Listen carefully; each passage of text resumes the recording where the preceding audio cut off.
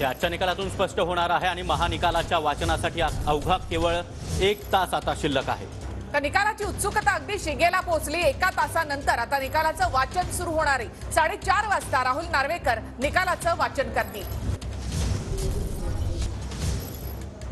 तर महत्त्वाची बातमी आपण पाहतो आहोत। महाराष्ट्राच्या राजकारणाचा महाफैसला आता फक्त 1 तासांवर येऊन ठेपलाय। निकालाकडे संपूर्ण देशाचं लक्ष लागलेलं आहे आणि राज्यामध्ये बैठका आणि भेटीगाठींना देखील वेग आला।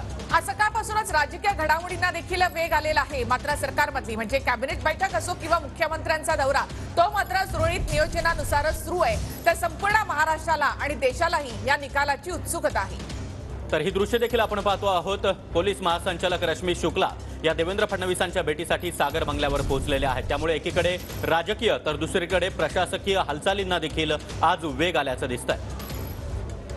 तर पोलीस महासंचालक रश्मी शुक्ला आता सागर बंगल्यावर उपमुख्यमंत्री देवेंद्र फडणवीस यांच्या सागर बंगल्यावर पोहोचलेले आहेत। निकालाच्या पार्श्वभूमीवर ठिकठिकाणी सुरक्षा व्यवस्था ही वाढवण्यात आलेली आहे।